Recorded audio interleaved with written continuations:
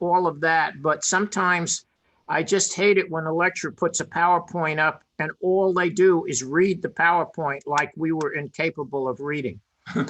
So I may be overreacting the other way, and I'll just talk. And of course, Lou, if somebody wants to ask a question along the way, I guess unmute yourself and speak up. Okay. I'm fine with questions halfway through, or 10% through, or 25% through. Whenever you want to talk, I want to hear it. Okay, the topic tonight is titled Diabetes or Not, What Your Blood Sugar Levels Mean and How to Protect Yourself. It's interesting about blood sugar. If you really want to appear knowledgeable about blood sugar, diabetes, then no matter what anybody says, even if you think it's the most basic statement ever, just sort of look off into the distance and say, well, it's not quite that simple. And you're almost always going to be right. You can say that even to the most basic statements like donuts are bad for you. And if you say, well, it's not quite that simple, you know you'll be right some of the time that it's just not that simple. There's more to it. Now, full disclosure, because I'm not going to use big words and obscure theories tonight, there will be parts of this talk that will be oversimplified, not inaccurate, but oversimplified, that an endocrinologist, if they were on, would say, yes, but you missed this point or that point. I'm trying to generate a situation where anybody that wants to can understand how to benefit from the purpose of this lecture, which is making you aware of your blood sugar and the deleterious effects of blood sugar spikes, not blood sugar average, blood sugar spikes. So, you know, by not using big words, I'm trying to talk to inform, not talk to impress. So there's more to blood sugar than knowing if you do or don't have diabetes. First off, what does your having diabetes mean? It kicks back to A1C, and A1C is a metric which we'll get into, and they oversimplify it. If your A1C is above a certain level, you're pre-diabetic, and if it's even higher level, you're considered a diabetic. But just because your doctor doesn't tell you that you have diabetes, improper blood sugar levels hurt body cells, particularly spikes. Now, the long-term effect of even momentary spikes in blood sugar, now we're not talking about A1C, we're talking about momentary spikes in blood sugar, are that it kills body cells which have to be replaced. And then we'll talk about the deleterious effects of your body replacing the cells that blood spikes killed. Now, if you really, one of the things to talk about is the higher the blood sugar, and again, remember, this is an oversimplification, the stickier your blood becomes. It sticks to the walls of your capillaries and your arteries, and this is why people with diabetes affects their eyes and their feet. The reason is those are areas of your body that have very tiny, thin capillaries. So if the blood is sticky in a big artery, you won't quite feel it. But when it gets thin or sticky in a very thin capillary, that's when you start to occlude that capillary, and therefore all the flesh around that capillary is oxygen starved, and the cells die. And a momentary spike in blood sugar can actually kill cells, uh, not in massive numbers each time, but it builds up over time. Now, I'd like to talk for a moment about A1C. A1C is considered by many in the medical profession to be the gold standard to determine if you have diabetes. Now, what does A1C mean? What is it telling us? A1C is the average of your blood sugar. I don't mean mathematically, it's the equivalent. There is an A1C, for instance, an A1C of 5.5 says you've had an average blood sugar of 110. But the word that is misleading here is that it's average. You could have an A1C that's in the normal range, but have blood sugar spikes up 160, 200. And I've seen people, the worst I've seen is at trade shows where we demonstrate the products that we make, and we give people free blood sugar tests where a person did not consider themselves diabetic, and they had an A1C 4 times what it should be.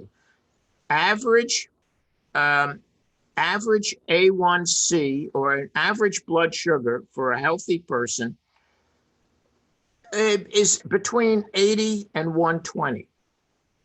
So an A1C that correlates to an average blood sugar in that range is considered not diabetic. So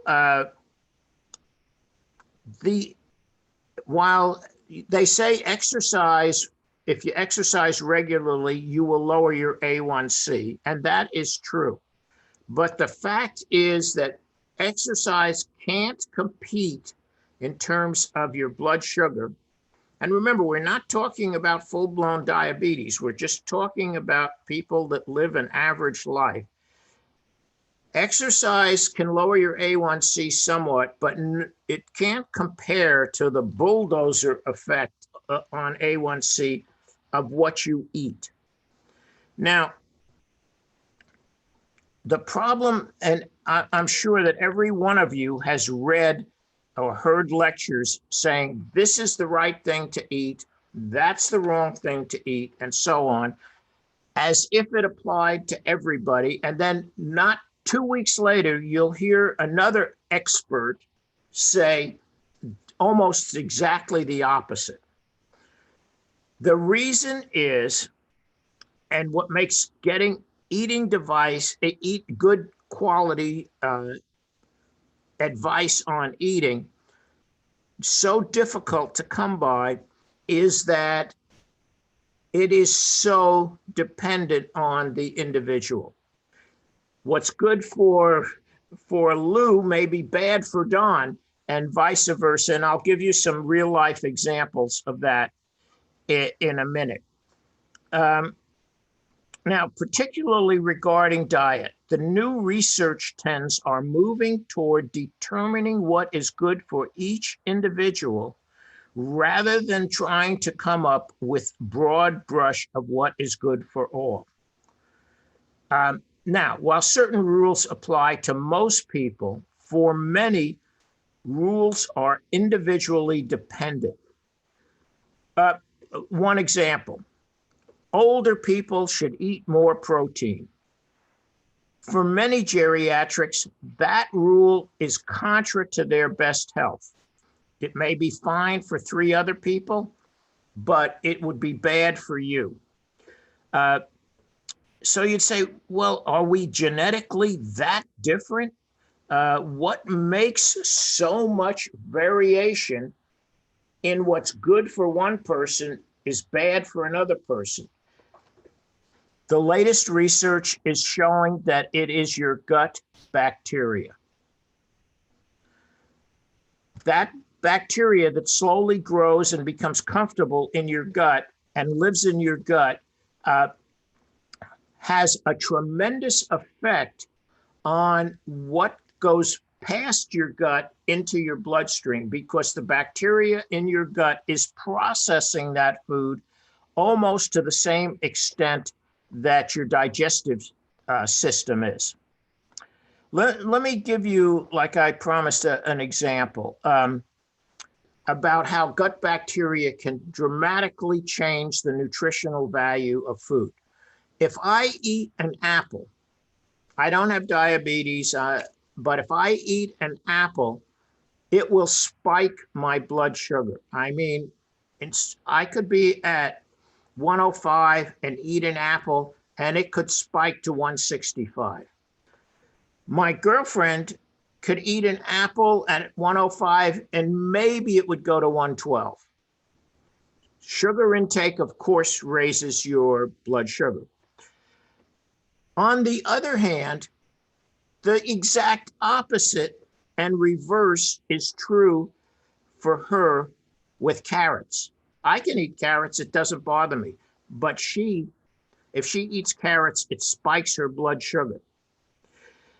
So those are examples. And it is a very worthwhile investment of your time and and this is what I'm going to recommend, or am recommending, of your time and a small amount of money for you to map, and I'm going to talk about how to do it, for you to map your personal food spike list. I mean, what foods, particularly your favorite foods, what effect that has on your blood sugar. And I guarantee you that it'll be different than the next person you're standing next to. The unfortunate problem, and I really, I don't know, one of the things that makes you angry, but hey, you just better live with it, is that there is little or no correlation between what you like to eat and what's going to spike your blood sugar, or even what you like to eat sometimes, and your general health. But particularly for the purposes of this lecture, what you eat is not correlated between, I really like this, so it must be good for my health. It might be, but it might not be. And I don't like this, I force myself to eat it. You might find that the things you're forcing yourself to eat are not that good for you. The old days of you got to eat broccoli or whatever it is that applies to everybody may very well not apply to you. Now, measuring the specific foods and what effect they have on your blood sugar is very easy to map out. And it doesn't change much. Like if you're going to do, I'm going to explain a procedure to you. If you do it once every 6 months, you're fine, because it just doesn't change that fast. But before we get into the mechanics of how to do this procedure and what to do, and I'm going to demonstrate it, I thought I would ask if there's any questions. Everybody's muted. Is there any questions that anybody has that would like to ask before we go forward? Okay, we'll go forward. I'm just putting my notes up here. Okay. Here's what you do. All you need, and all of this stuff is available at Walmart easily. All you need is a glucometer and a lancing device. The reason I'm involved with all of this stuff is my company, Gentile, makes lancing devices. Two other things you need are a little notebook and something to write in. Now,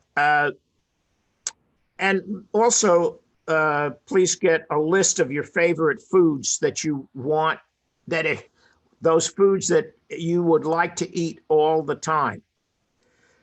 And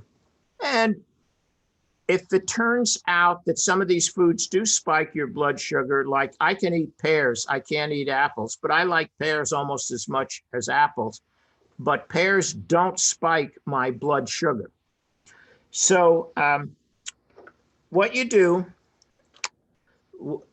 most lancing devices have to do with fingers. This one, Gentile, which by the way is available in Walmart under the droplet name. Just go to, if you want to get one, you just go to the pharmacy area of Walmart and just ask for the droplet or look for it, and they have it worldwide now. So what you do is you just put the lancing device up against your skin. As I said, most cheaper lancing devices, you have to do your fingers. But with the Gentile, you can do anywhere. So here, here, here on your knee. A knee is a very good place. Interesting because to get blood, because I guess nature knew when you were a kid you were going to be an idiot and skin your knees all the time. So it didn't put very many pain nerves in your knee area. But because it's a moving joint, it has very rich blood supply. And that's the holy grail of getting blood, is where can I go that there's not a lot of pain nerves, but there's a lot of blood. And knee is one of the best areas for that. So I'm just going to use this area right here, or my palm is fine, anywhere is fine. I push the button. It doesn't hurt with this Gentile. That's one of its things. And you can see there's a drop of blood there. Here's the meter.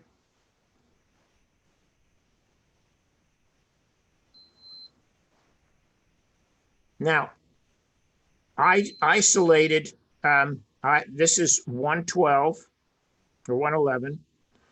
I ate, I'll give you the routine, which is don't eat for 2 hours, then eat only your favorite food in the same amount of time as you would usually eat if you were going to eat that food. After eating your favorite food, wait a half hour and record your blood sugar, which I did. I ate pears, which, as I said, that doesn't spike my blood sugar. In a book, and I've tried to give people forms and everything else, and found that most people have their own way of doing things, but you want to record the date, the time, the food, a description of what happened a half an hour before you measured your blood sugar, and then record your blood sugar.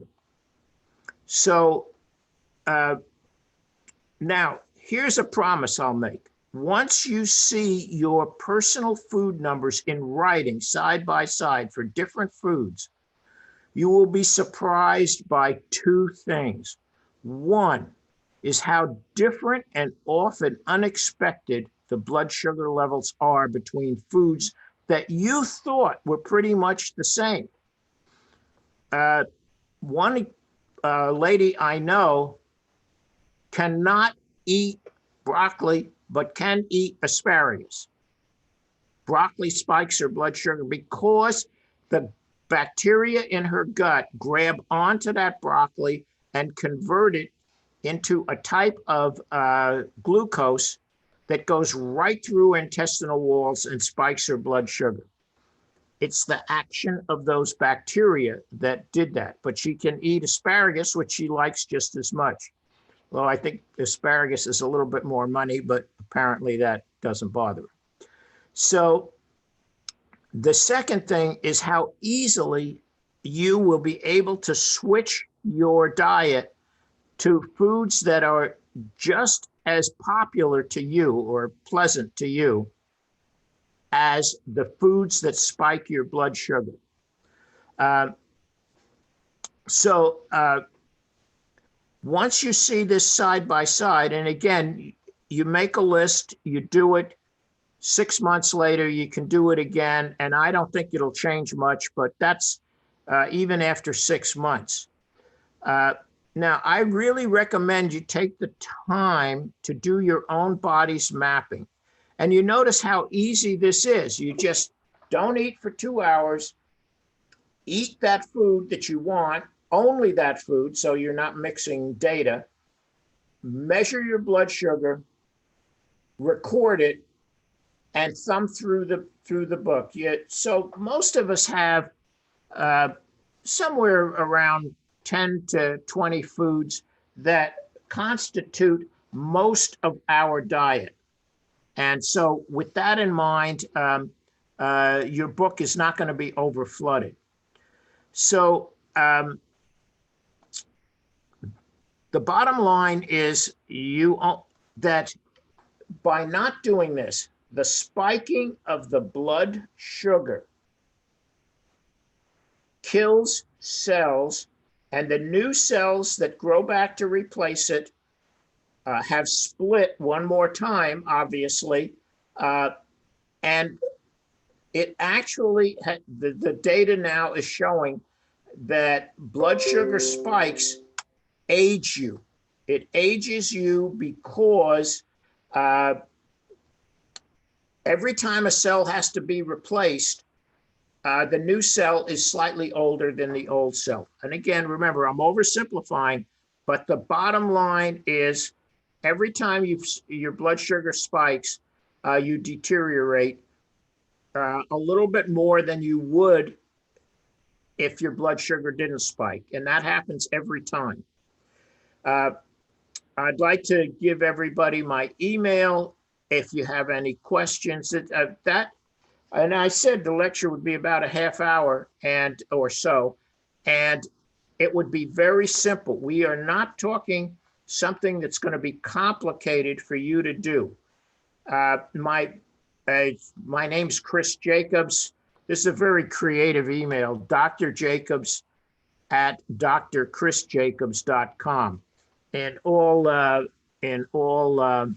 letters, that would be drjacobs@drchrisjacobs.com. And I would be happy to answer anybody's questions that emails me, give you references of material. I can't urge you strongly enough to do this. I'm not on a fanatic campaign of any sort, but I know, I've read the data, I am in the business, and I know how bad blood sugar spikes can age you. Did you put that email in chat so we can copy it and make sure we spell it right? Sure.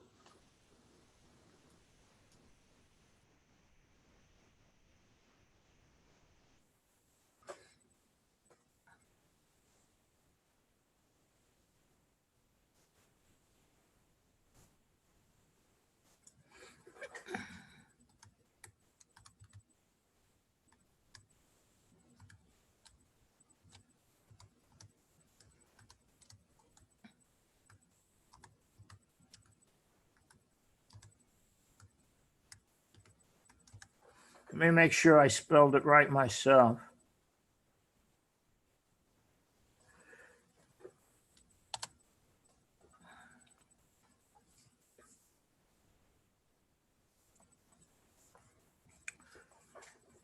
Are there any questions or suggestions or comments? This is an open, what's wonderful about the Wanderers is it's a very open forum environment. I have a question. When your blood sugar spikes, is there anything you can feel if you know what to look for? Can you eventually feel that it happened without measuring? A little bit of tingle, but no. And in fact, the body gets so used to the spiking, the deterioration effect is still there, that the longer you've been doing it and the harder you've been doing it, the less sensitivity your body has.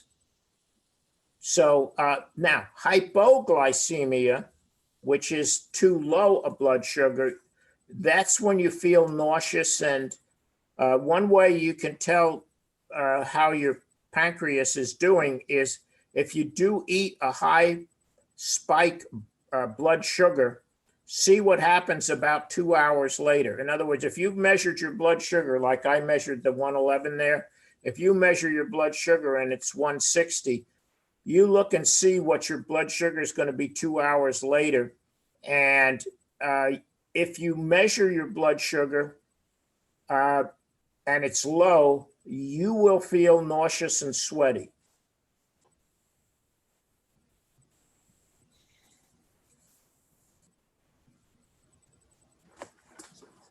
So I have a question.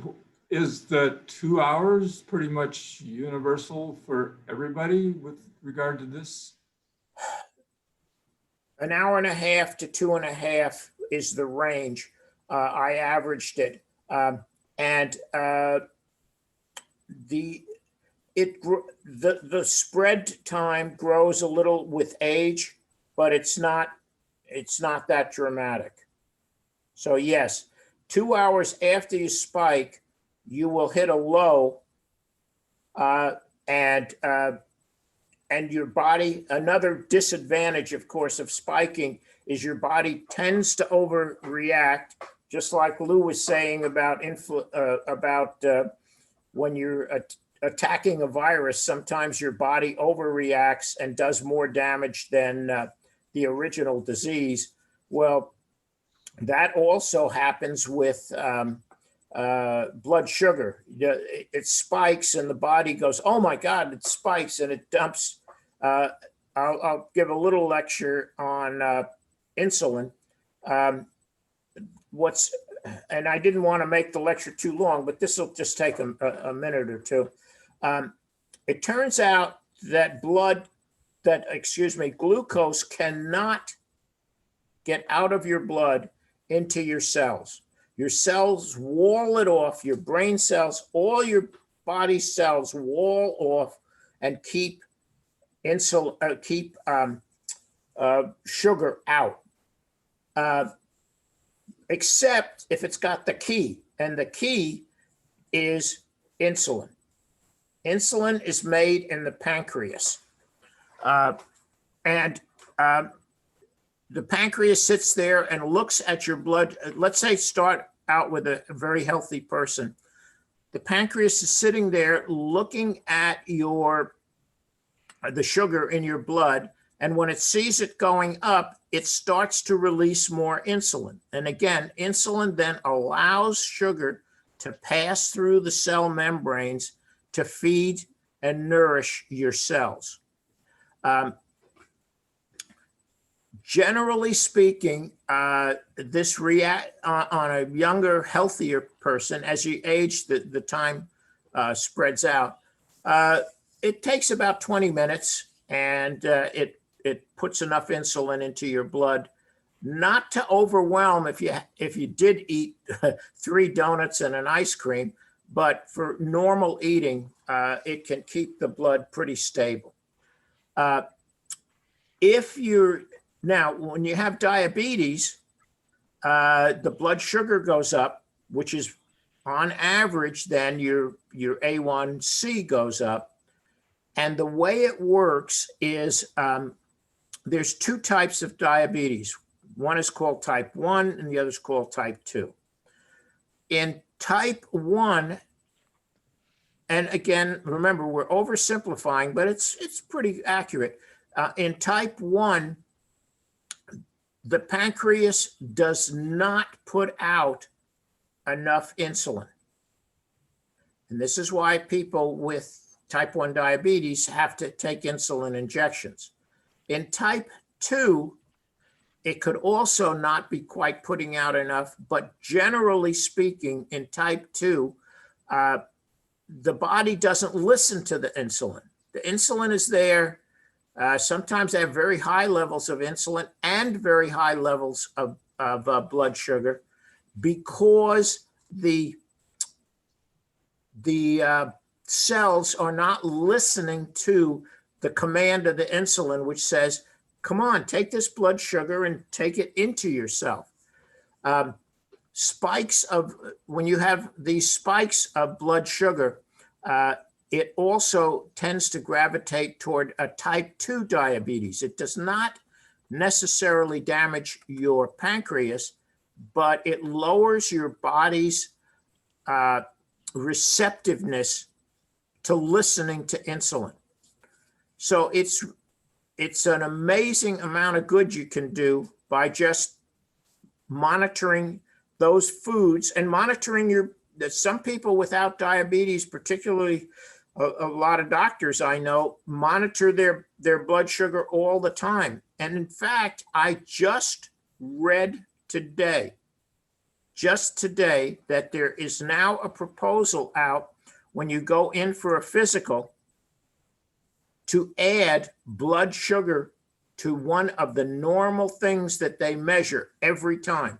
You know, heart rate, pulse, temperature. To those vital signs, that blood sugar now is becoming or realizing to be so important and so predictive of your future health that they are actually considering measuring it and recording it with every physical you take. And I am so in favor of that. Again, when you're in the industry and you're close to it, you start to see things that from the outside just aren't well known. So, Chris, I have a question. So, metformin. Are you asking what is it good for? No, I'm just asking your general evaluation of metformin as a drug for controlling glucose level. Maybe it has any effect on this stuff that you're talking about tonight. Absolutely, it does. And I think metformin is an amazing drug. And it was one of those things that they just stumbled on, like penicillin. It wasn't originally targeted for a diabetes drug, but boy, once they found out, it's terrific. They are now and it's so safe. They're now prescribing it for people with pre-diabetes. Yeah, Right. good. I just started taking it. The other thing, I have my prostates acting up, and I just happen to look at the literature, and apparently metformin is a major suppressor of the development of prostate cancer. It's an amazing drug. I mean, it's like things come out of the woodwork as to benefits of. It's sort of like aspirin, you know. Originally, it was just for pain, and then it was as a blood thinner, and so on. And contrary to aspirin, no bad things are coming out of the woodwork about metformin. Yeah, one of my physician friends says everybody should be taking it. I absolutely agree. Certainly, everybody over 40 should be taking it. Yeah, interesting. It's really. And the other thing is, and I'm not sure, they're not sure how this works, but metformin balances your appetite too. So people lose weight, not crazy weight loss. They eat more like a healthy person would eat by appetite suppression. Now, if you have other reasons to eat, emotional or whatever, but I think most people that are overweight, they just get hungry and they put something in their mouth and then they stop being hungry, but they're hungry again a shorter period of time after they've eaten than a person that comes to rest at a normal rate. What was your, Steve, you were going like, Yeah, well, no drug is perfectly safe. well, yeah. And there are all sorts of interesting negative things about metformin. And so unless you really need it, and it's sort of the standard oral drug for type 2 diabetes these days, but I don't think anybody would recommend taking it just because it might be good for you. Well, It's for like all us taking old people, statins. yeah, for Sorry to all us interrupt. old people here, there's just a Hang slew on. of articles about metformin and prostate cancer. Good talk, Chris. This is Barry. I got to take off, but I appreciate the talk. Very good. Happy to have you here. Keep it up, guys. Talk to you next week. Yeah, I've got to take off too. So thanks a lot. Really appreciate it. Very. I have a question. Okay. You said I avoid Walmart like the plague because it's probably so many people there that could give me the plague at these days, but I simply do not go in there. So, and I haven't heard of this. I have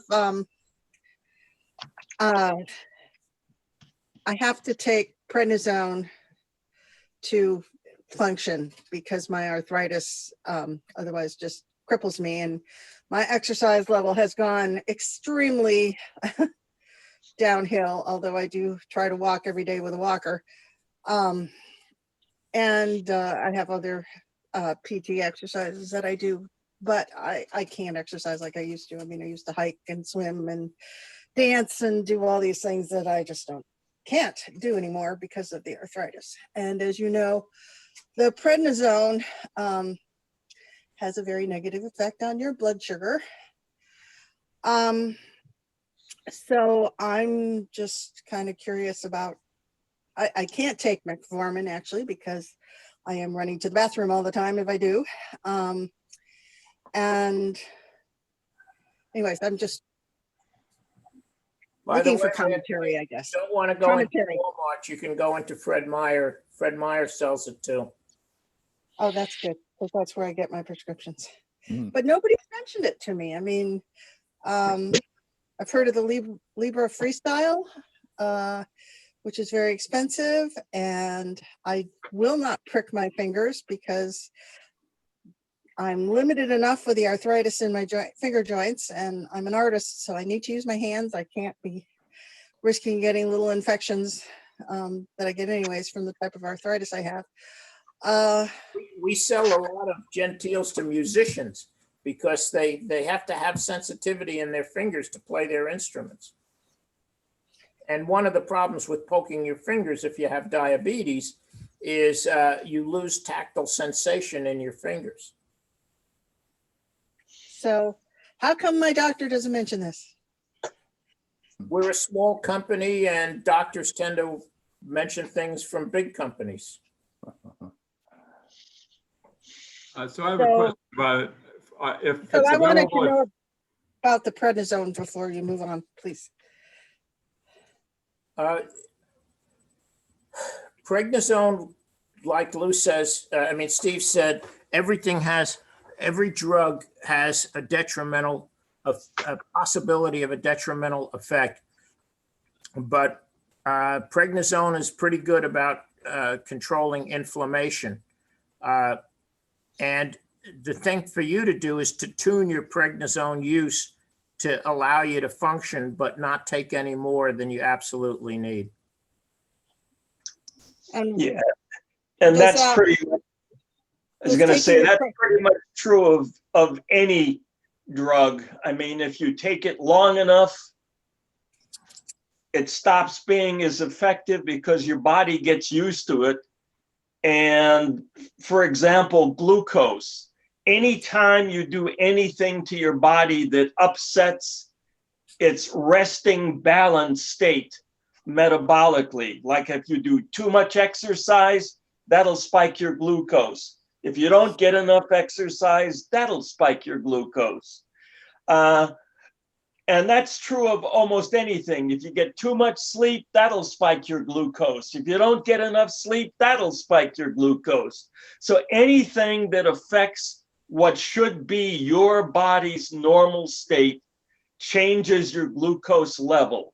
The other thing to realize is that almost every common drug has an effect on what will be your resting glucose level.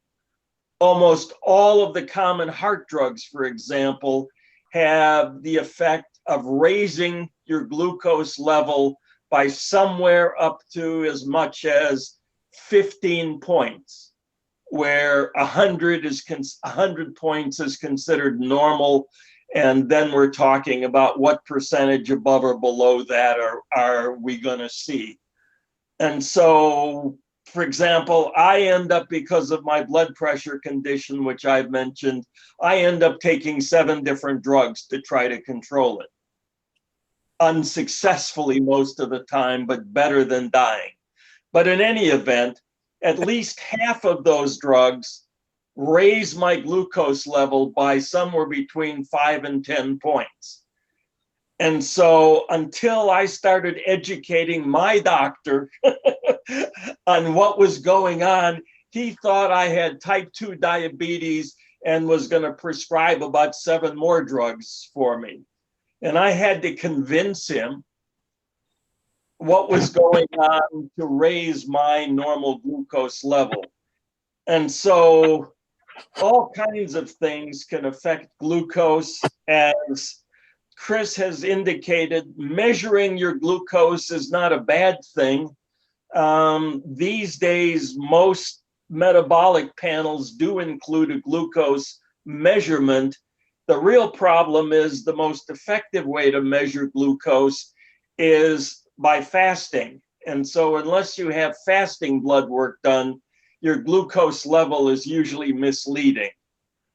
There are a lot of other problems associated with it as well. But that's one of the reasons that this idea of waiting 2 hours and all the rest of it, that's not really good enough, but it's better than not stopping food intake and just going straight to a measurement. This is Chris's talk, so I won't talk anymore unless somebody's got a specific question. I have, I wanted to finish the prednisone. Does that, when I take it, is that going to affect my blood sugar at that point? I don't specifically know about the effect of prednisone or other steroidal drugs on glucose. Do you, Chris? I don't think prednisone is going to dramatically affect your blood sugar, but you know what? These memory things that have come from tests, I am impressed. Just go ask Google. Yeah, the easiest way to learn about any of these kinds of effects that I was talking about, for example, there's something called a package insert that has to be developed by the drug manufacturer for any drug on the market.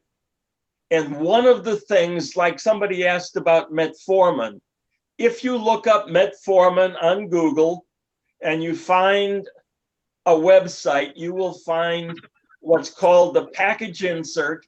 And in that package insert, it will tell you all of the different side effects that you can experience if you take metformin. And I sort of waved my hand when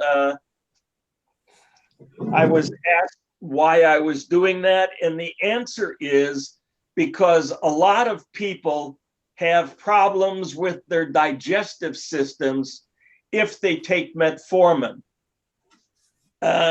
Doesn't happen to everybody, but it happens to more people than the manufacturers would like to admit. Certainly happened to me. And the prednisone doesn't help either. So, but the point is that anytime you're asked to take a drug or you start taking a drug, one of the things you should do is look it up and read and try to understand as much of what's called the package insert as you can. And if you don't understand something, but it sounds scary, make sure you ask your doctor to explain it to you if he wants you to continue taking that drug. You deserve to know. Or she. They Or got me she. down to the lowest prednisone I could tolerate, and they took me off metformin and put me on Jardians. Yeah, So, there are a lot of other oral diabetes type 2 drugs that you can take. Metformin is popular mostly because it's cheap. my other question is, how do you spell, this is for Chris, how do you spell genteel? I mean, if I go to Fred Meyer Pharmacy and ask for it, what do I say? Let, Spanish shirt.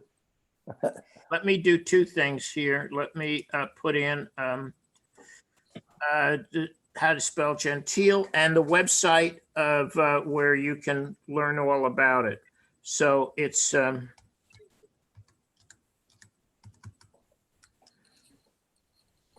By the way, I made it home from Forest Grove. I had to take a huge detour. But there was a way. And for anyone who is looking for a recommendation, I have a grandson who's a type 1 diabetic. And one of the things that got him through his early years was a genteel device, because he was able to use it and it's essentially pain-free and he didn't have to poke his fingers. He has a continuous glucose monitor now, so he doesn't use it anymore, but it got him through about 5 or 6 years after he was first diagnosed. I think I was one of Chris's earliest customers. So it really works, and if you adjust it properly, it really is painless, and you really can use it pretty much anywhere you want to on your body. Is that okay, Chris? Yes, thank you. Thank you for the promotion there. I appreciate it. The other time that people use genteel, even if they've got continuous glucose monitors, is if things are changing rapidly. The problem with the glucose monitors is they're delayed about between 20 and 45 minutes from what your real blood sugar is, because they're not measuring blood sugar. They're measuring interstitial fluid, and takes about that long. So the analogy I have is if it would be as if you had a perfectly clear windshield on your car, but the only problem is what you were looking at was 20 minutes later from what was really going on out front. As long as you're going straight, they're fine, but that would work. But if you do a hard exercise and then you try to use the continuous glucose monitors for for dosing, you can get in trouble, and many people do. But they're sure better than nothing. That for people that, unlike your son, that their answer to not painful blood pricks are not genteel. Their answer is to just not test at all. That's painless for a while. Yep. Yeah. That's what I do. On the other hand, the more sensitive your system is to small changes like food intake or exercise or sleep or any of these other things, the more important it is to measure your glucose. And especially for type 1 diabetics, young ones, as they start going through puberty in particular, their blood sugar can change dramatically in very, very short periods of time.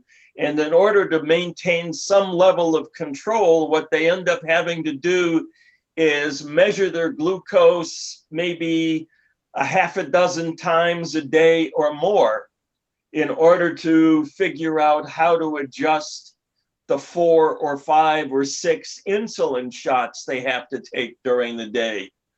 And so that becomes a little difficult, especially for a young kid.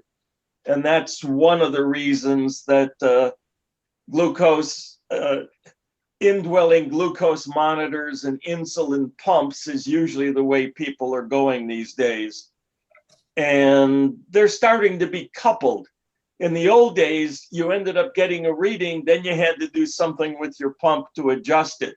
These days, they're developing, and they pretty much started to appear on the US market as well, interactive pumps and monitors. And so you end up with pumps that are continuously adjusting themselves based on the glucose readings that your monitor is giving them.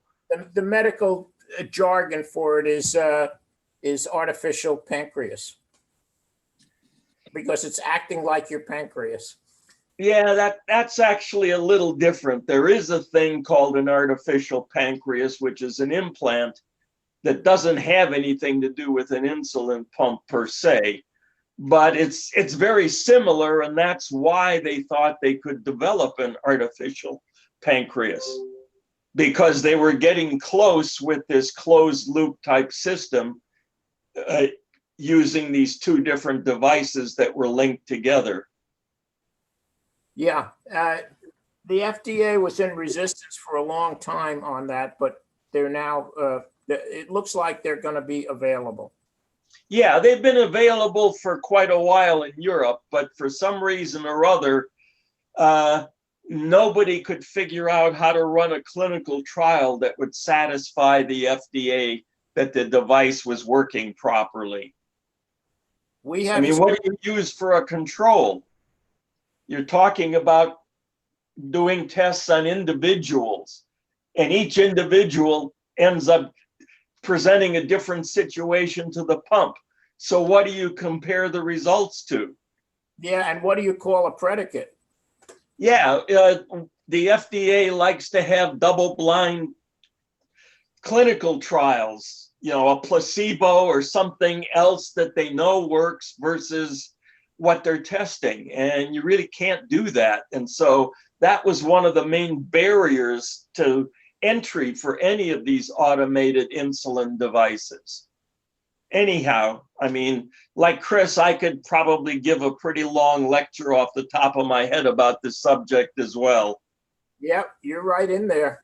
And everything that Lou has said is exactly industry standard. That's what's going on. We sort of diverged from the original lecture. I intended to keep it to a half hour, and I did, but I am so glad we're having this discussion, because the information we're giving out now is at least as valuable as what was given in the formal lecture. I can just recommend that you measure your blood sugar, measure certain foods, write it down. Use your blood sugar almost as a steering mechanism of life changes. Measure 3 days in a row when you first get up, which is not full fasting, but fasting enough, 8 hours.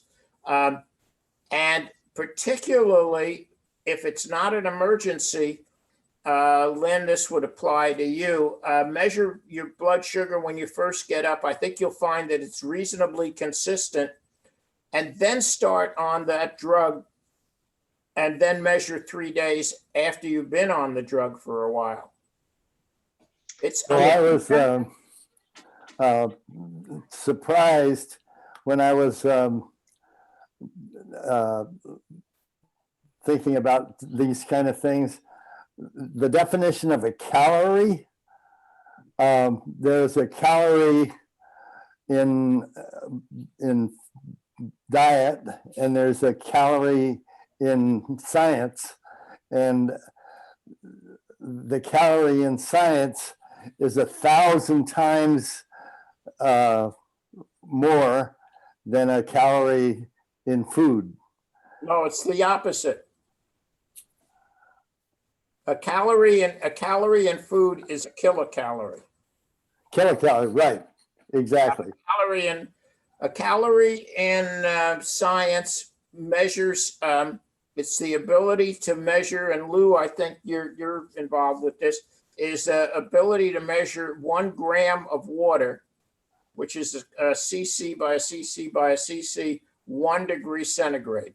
That's right.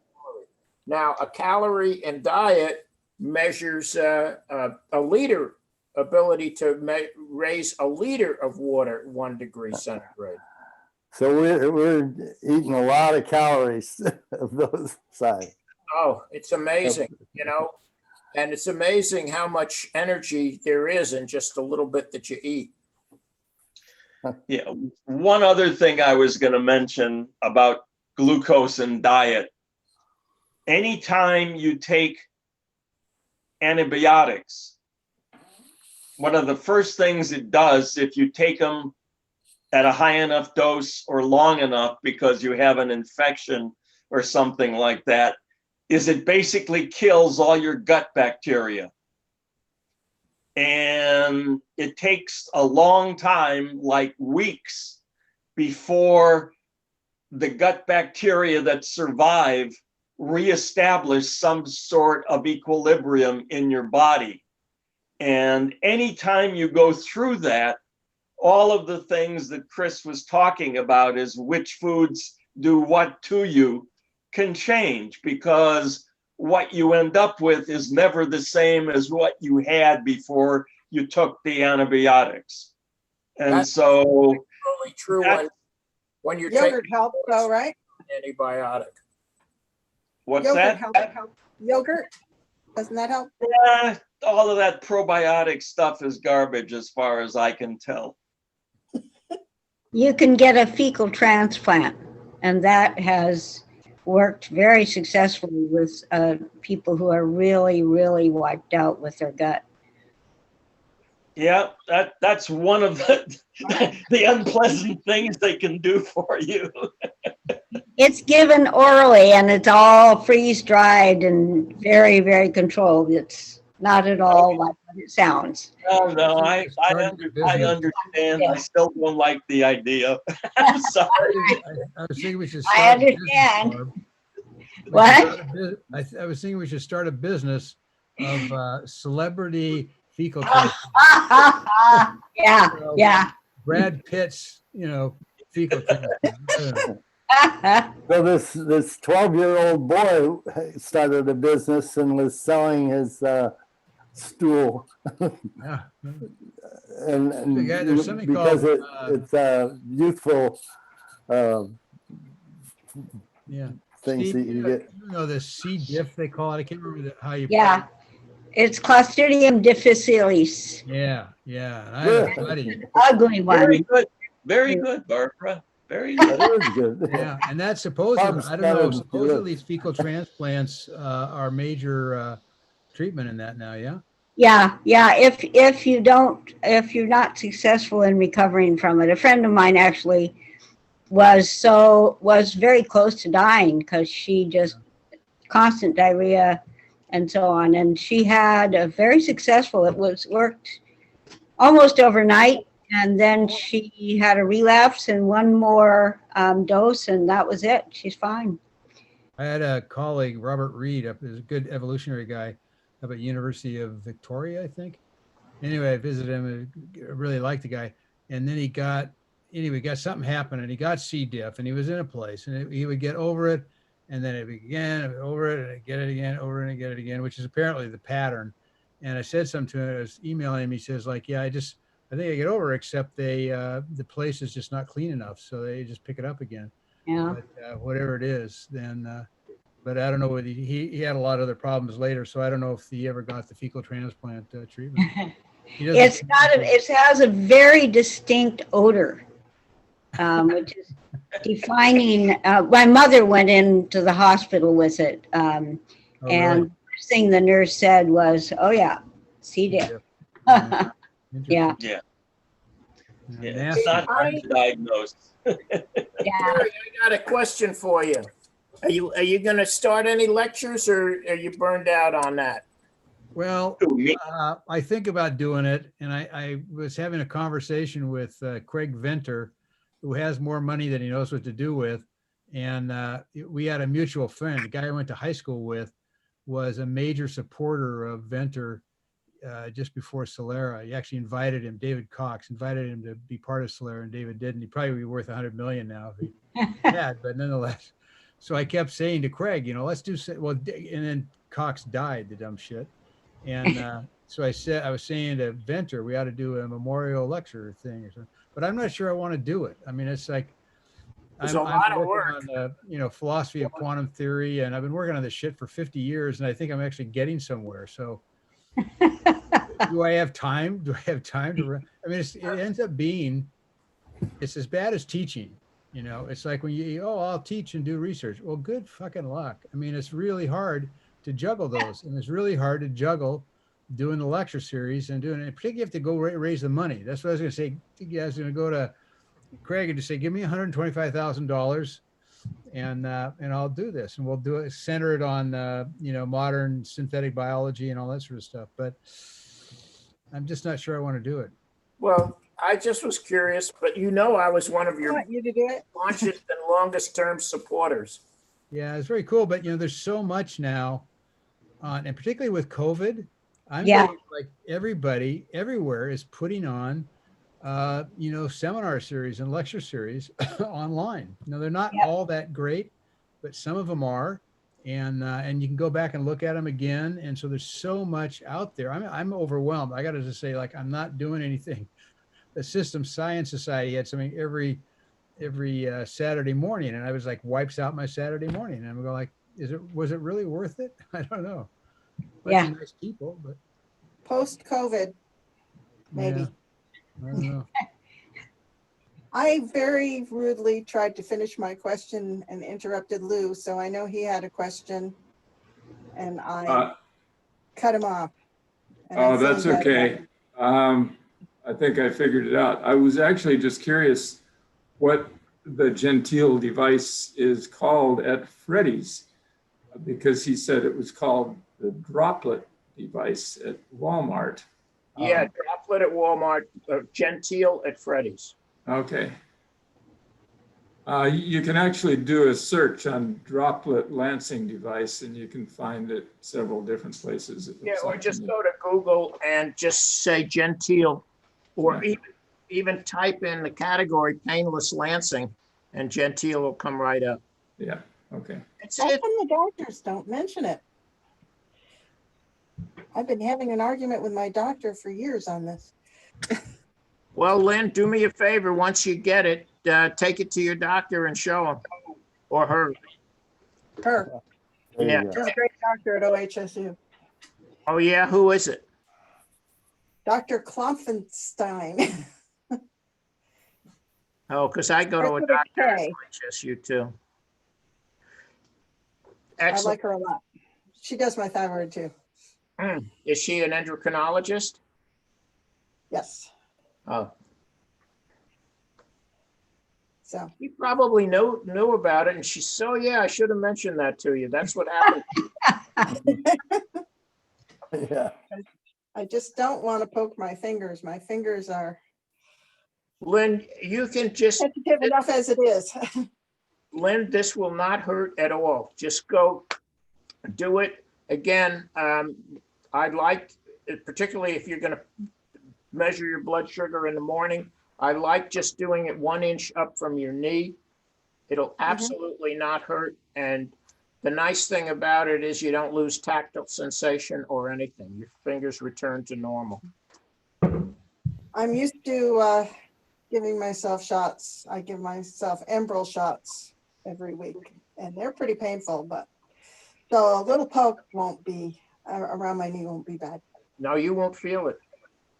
We, in fact, just an aside fun thing is, and there's a lot of videos on our website. They're fun. Just have a cup of coffee and watch them. But we had remember when there was the Pepsi challenge, take the Pepsi challenge, Pepsi or Coke? We had the Gentile challenge, which is tell if there's been a lancet in it. If you can tell if there's a lancet in it, then you won a prize. And you can't tell that you've been poked. The blood just appears to come up.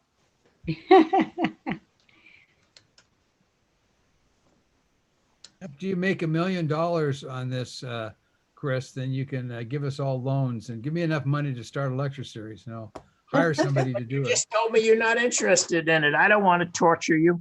Well, if I have to do it, then it's torture. If if there's enough money in it, which is never the case, then I would hire somebody like you to run it. Oh, all right. Wait a minute. I'm giving you the money so that you can hire me back with my own money that I just gave you. That's the idea. Yes. And I just need a finder's fee on the side, so. Oh, all right. Yeah, but I remember some of those lectures that you arranged. They were absolute classics. Yeah. That guy, it was a phenomenon, as we're saying with Gordon too. It was a phenomenon. I don't know what to make of it. We just did it, Yeah, Phenomenal. it was Without, awesome. without Hawking, we would have gone bankrupt, but. Yeah, well, Green was also an amazing lecturer. Yeah, we always say he could read the phone book to people and they go like, whoa, that's so fantastic. Yeah, right. There's Jones, Jefferson, Ginger. He was just Wow. reading. Yeah, wow. I mean, the level of bullshit coming out of some of these guys too at this point. I mean, Gould was fantastic. Stephen Jay Gould. I mean, you had some fabulous people there. he was Yeah. good. Yeah, Yep. yeah, I don't think there was certainly did. one I didn't like. Yeah, they all have something to say, but The toothpick guy wasn't the that woman good. now there's a book called Lost in Math, which I recommend. And have you read that, Barb? No. You should look at it, Lost, and it's like what was it, Lee Smolin, who we never finally got. He ended up having an accident in the Oh, middle of it and dislocated his Remember that guy? Yeah, he dislocated his shoulder. Well, he's still doing stuff, but he dislocated his shoulder and everything. So I never actually got him out here, but he wrote this book called The Trouble with Physics. And that really was taking these guys to task. And Green in particular, a lot of people in the physics community did not like this dude because he just they'd say, well, what the hell are you talking about? And he'd just go, yep, and it's really cool. And they would go, yeah. And another, I mean, Brian just told me how much money he was making and stuff like that. But I don't know. He's a little bit cynical, but he's got the Simon Foundation now behind him. So he doesn't want to talk to the rest of us. Simon just gives him tons of money. And they run this World Science Festival or something, which is, Yeah. I like the comment from Robert Laughlin, who was this guy from Stanford who shared the Nobel for low temperature biology or low temperature physics somewhere in there. And what is it when the superconductors or something? And I was talking about this stuff, and he goes like, yeah, he said, it's the part of the problem is the Einstein cult. And I'm inclined to think, the more I get into this stuff, I'm inclined to think that there's a lot to that. But it's hard to be critical of people unless you have an alternative. Yeah. They're pushing this stuff, but I think the multi-universe thing is just kind of a, grasping it beyond, and that's I can't remember Sabine Hassenfelder or something like that. You should look at she has a blog or something like that. Kirby sent something out in his Twitter or something like that had a link. If you look up Lost in Math, look up her name and then just Google her, and she's putting out stuff and it's pretty I mean, she's full attack mode. I mean, she's sounds good. The level of bullshit that's going down with these guys is just off the chart, and they're just raking in more money and putting on the same stuff and getting another Nobel Prize for one of their friends. And Yeah. I would be disappointed. I keep hoping that there's a version of me that's living in the universe where Al Gore became president. Well, forget it. No irreversibility says we're in. Right. I mean, That's fantasize, whatever. Prigogine was saying the arrow of time only goes in one direction. Although certain chemical reactions go back and forth, but that's about it. Yeah. So. Well, there is a lot of good stuff going on. I really like the guys. They didn't give that great a talk, but the deep sea vent guys. Oh yeah. Oh, wonderful. Yeah. Yeah. And that's really, I think they're getting somewhere. It's really freaking complicated, but to get from the biology to the life, I mean, there's a lot of steps to go through, but the general trend of what they're working on is really quite cool. Yeah. And, I think there's a book called Oxygen. I think that deals with the origin and the deep sea vents and really stuff. Yeah. Yeah, I got to go get some dinner. Yeah, I gotta go to bed. I get up in the morning. I get up at 5 in the morning, and I'm going over to the Pauling House and working on quantum something or other. I don't know what the hell it is. Quantum something. By the way, I Yeah. figured out how to show myself by balancing my phone on the stuffed seal. Oh, okay. Very good. Very good, Lynn. We Thank all- you, Chris. I'm sorry I was late. This is my third Zoom since 5 o'clock, so Wow, you're busy. yeah. All Bye-bye. I had to do was drive through flood. Yeah, yeah. All right. Yeah, well, thanks, Chris. Here, I just went ahead Yes, and, thank bought you. a Gentile device for my wife, actually, and myself, perhaps. Where did you buy it? Oh. I just bought it on the mygentile.com. Oh, okay. $69 plus $7.02 for shipping. That's right. Yeah. Good. How long did it last?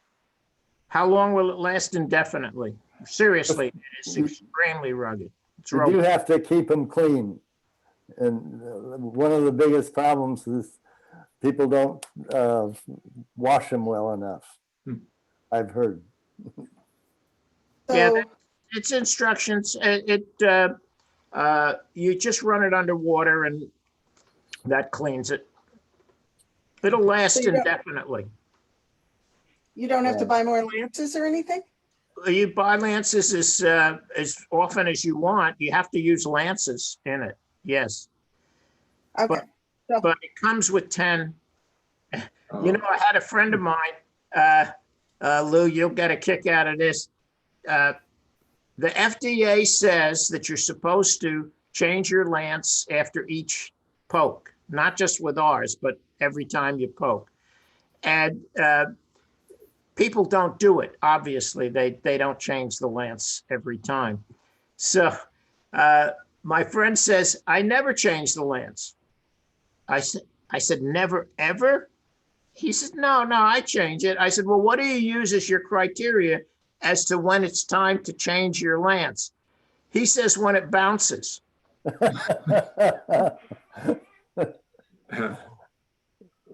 That's good.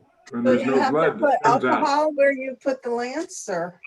With this, you don't, because the vacuum pulls everything up. So you don't, nothing goes down in the hole.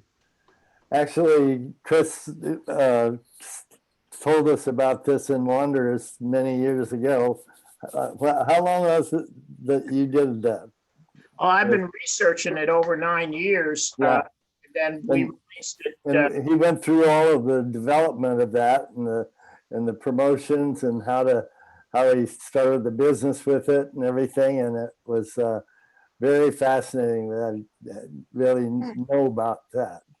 Well, if you think it would be of an interest, I mean, it is a success story from a garage operation. If you think that would be a lecture of interest with pioneering diabetes stuff, then let's arrange it. Because it would be Good. human health too, as well as using this as a tool. Yeah, Yeah. I would be interested. Don, it just call it, and obviously I like talking about it because I nothing makes me happier than to get an email that you saved my child's life. He would That's a not good test. thing. He would Yeah. not test. He would not test. And now with the Gentile, he goes and gets his Gentile. And if you want to see something that's really cute, one of my favorite videos, just go to YouTube and do Cole, C-O-L-E, Gentile. And I think it's titled The World's Cutest Diabetic Child. Oh, sure. I just love that video. I have a question. My dog has developed type 1 diabetes. My vet says it's totally hereditary. He just had the surgery. Unfortunately, they were only able to remove one cataract, not both. But I bring him, that's where I was tonight, to the vet almost drowned my car every week so he can get a glucose test. Can this work on him? Yes, but there's one, a company that we make it for called Pet Test. P-E-T-K-E-S-T. P-E-T, Yeah, Pet Test, 2 T's or 1? 2. And it's, T-E-S-T. and we make it, P-E-T-T-E-S-T, okay. well, let me see, I'll put it in again.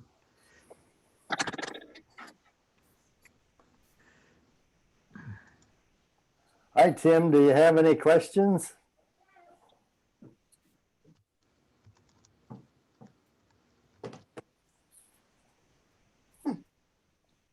Hey, Don, sorry, I was on mute.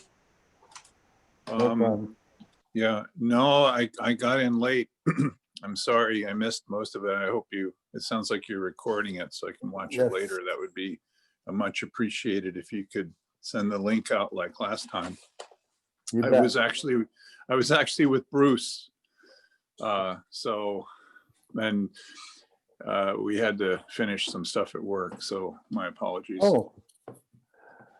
Say hi to him for me. I will. Yeah, he's Yeah. doing great. Yeah, he does. He does that. And Len, see that? I do. Yeah. Cool. And we make a special version just for pets. Where do you test them on a dog? Anywhere that there's not enough, where there's no hair. But mostly what I see pet owners do is they shave the dog's butt and they test them while they're eating. So that's, they're distracted. Well, he had that shaved recently for his surgery, so. There you go. And you can use the same glucometer you use on yourself.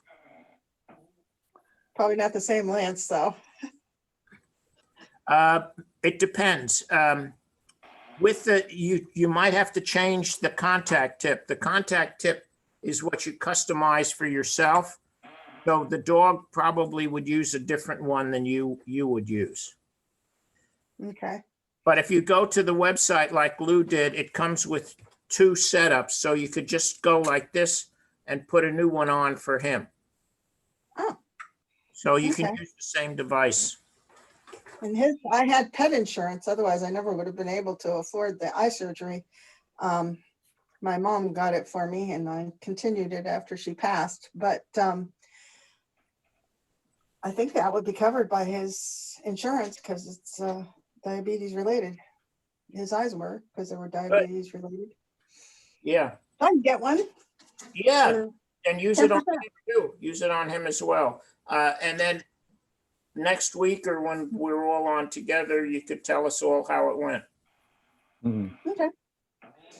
Sounds good. Poor All puppy right. has to get 2 insulin shots a day, so he's going to get poked a lot. Yeah, but Poor the baby. point is that you should be able to use the genteel to determine how much insulin he should get. You should, to really take care of your pet, you should not give him the same amount of insulin every day. It should depend on his blood sugar. Okay. Because the vet just moved him up from 3.5 units to 4 units. Because he was 280 and this week and 276 the week before. So he thought he should go up a little bit. Yeah, but if he's at I don't even know what that means. I missed the A1C talk, so I'll have to watch it because I was trying to get out of the car and into the house. But yeah, if he's up to 400, you may want to increase the dose. If he's down to 150, you'd want to decrease the dose. The idea is to make it level, not just jackhammer him no matter what. Okay. I'll look into that. Yeah, particularly since my dog can use it. That means The insurance will cover it. Yeah, That's well, I did put the website. Oh, I should look.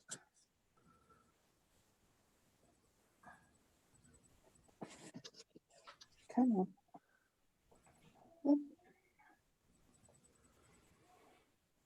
Okay, well, I think I'll sign off. So have a Okay, good night and hope the Senate takes care of things. Yeah, that'd be great. Okay, well, not for a few days. I'm not seeing anything in chat, but I have the PETTEST for dogs. So I assume that's okay. it says here, Gentile website equals www.mygentile.com. Yeah, I got that already. Yeah, just go to that website. That'll tell you everything. Okay. Okay. Thanks, everybody. Thank you, Chris. Thanks, Don.